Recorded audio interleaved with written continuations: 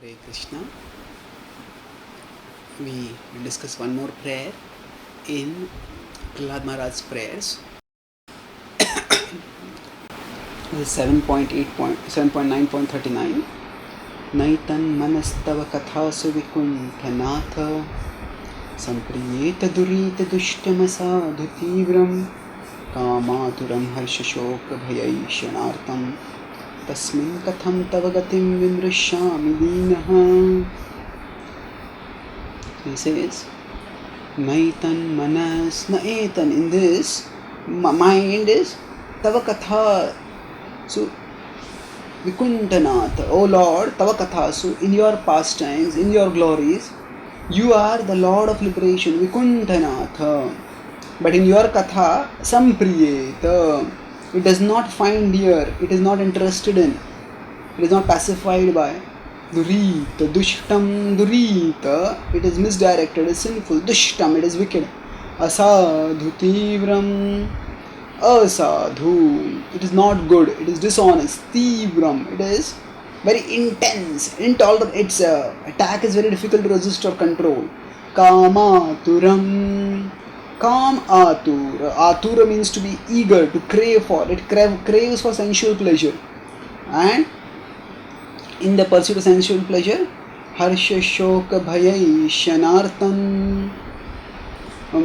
Harsha, the jubilation, Shoka, lamentation, Bhaya is fear, Ishana is by desiring, Artam, by desiring such pleasure, it is simply subjecting itself to distress.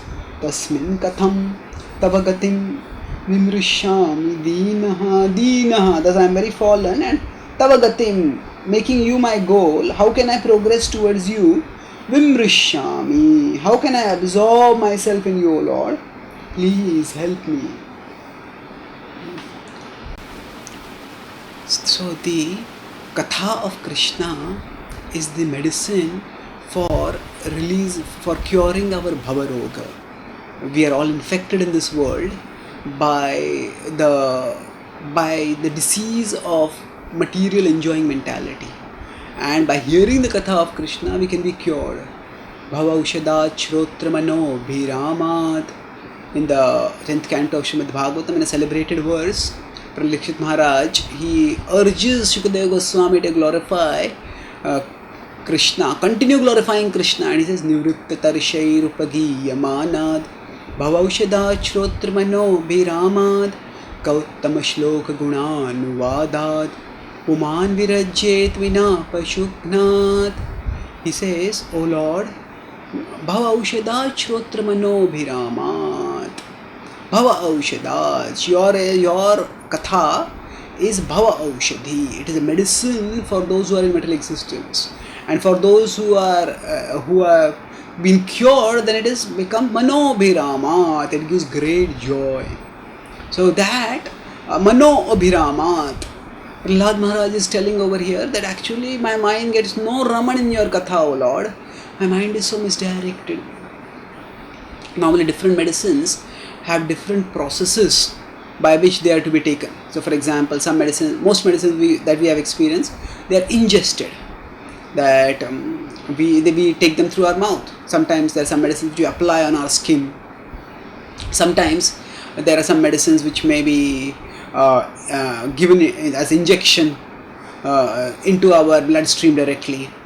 So now there are different kinds of medicines, and each medicine needs to be taken according to its appropriate process. Now if we eat a medicine which is to be given intravenously, that will not have much benefit. Or for that matter, if we rub on the skin a medicine that is to be eaten, that is also not going to benefit us. So similarly, the medicine of Krishna Katha, it is a medicine for the mind. Pibam mana Shri Krishna Divya Aushadham. O mind, please drink the medicine of Krishna Katha. Pibam manaha. So when the mind is to drink the medicine of Krishna Katha, this means that the mind itself is to be attentive. So if it's not just a matter of speaking the Krishna Katha, it's the matter of hearing the Krishna Katha. And not just hearing in a way that the mind gets connected, the mind gets absorbed. And here Prahlad Maharaj is admitting his helplessness in tackling with the mind, in tackling the mind. He says that, oh Lord, what is my problem here? He says, Durit, Dushtam Asadhu Tibram Kamaturam Harshashok Bhayaishanartam. He says, oh my Lord, this Krishna Katha is meant to be Manobhiramat. It's meant to the mind is meant to delight in it, but na sampriyet. My mind does not delight in it. And he's actually describing the characteristics of the mind.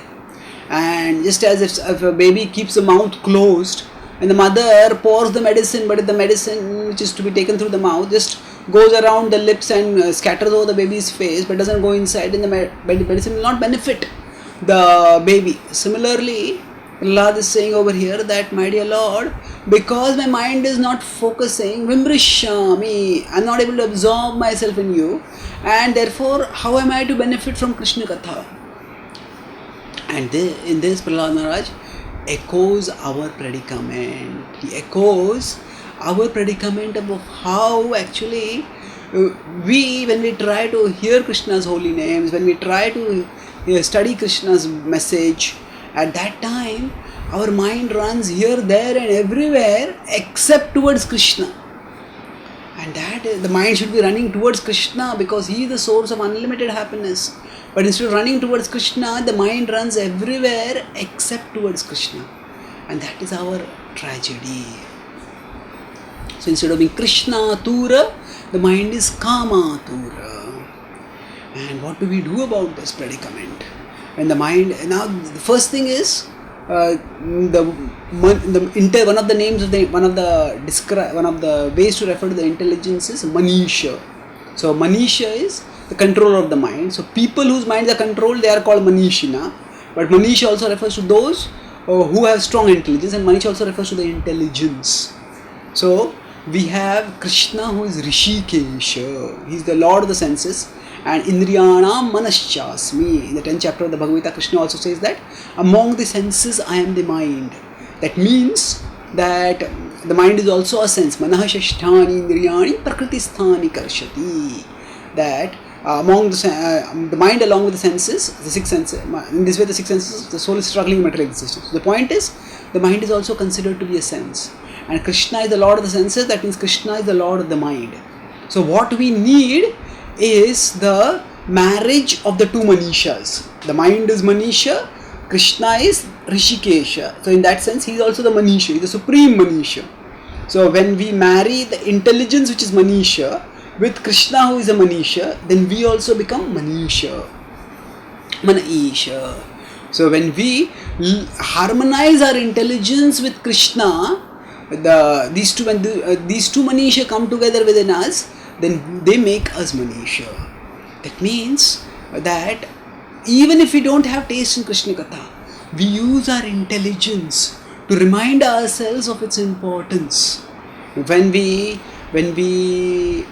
take a medicine, we are not really concerned about the taste of the medicine.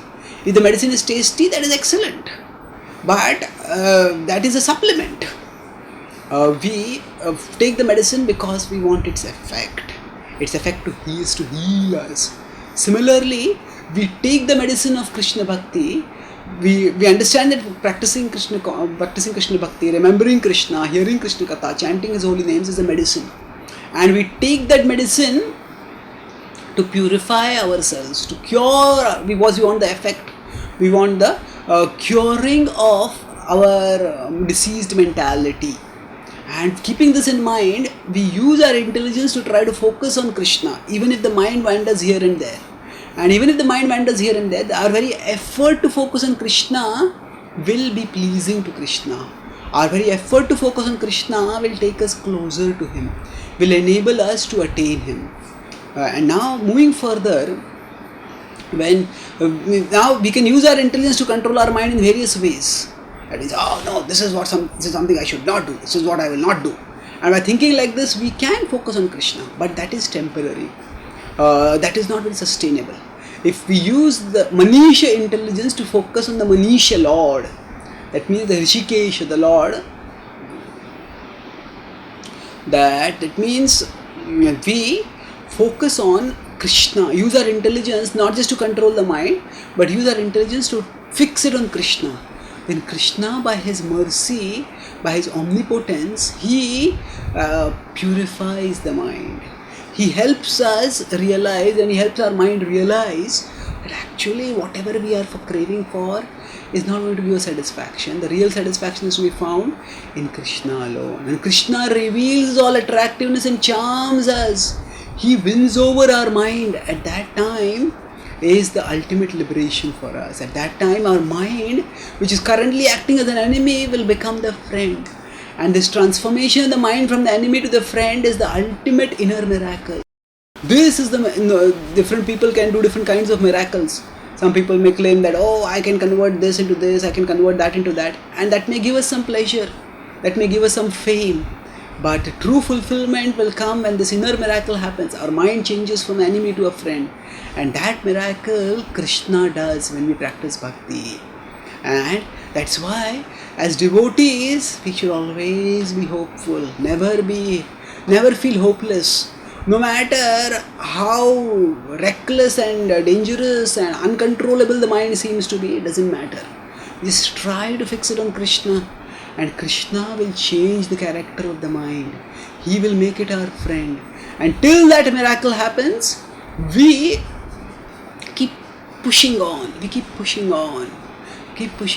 Every day, try to fix the mind on Krishna as much as we can. Drops of water accumulate to make a big ocean. Similarly, every moment that we are able to fix our mind on Krishna, sometimes we may chant Krishna's name, we chant 100 names, and even one name or two names we are able to hear. That is also good. That is also administering the medicine of Krishna to the mind, and the mind is becoming healed, the mind is becoming transformed. So rather than being discouraged at what we are not able to do, we keep striving and doing what we can do. We may say that I can't focus the mind on Krishna, I can't hear Krishna Katha, fine. But we may not be able to hear full Krishna Katha, but we can at least try to hear something, try to focus and understand something within it. And as much as we can understand, that much we become purified. And as we become purified, our capacity to understand increases, our interest increases, our attraction to Krishna increases. And this gradual increase will ultimately lead to absorption in Krishna. And that absorption in Krishna will lead to purification and the awakening of love for Krishna, and that love for Krishna will grant everlasting satisfaction. This is Prahlad Maharaj. Tadvire gayan mahamrita magna chitta. A few verses he will later will say that, my dear Lord, I am absorbed in your glories, and your glories are like an unlimited ocean of nectar for me. We too will start appreciating Krishna's glories as unlimited nectar, and we too will dive and delight in that unlimited nectar of devotion. Thank you. Hare Krishna.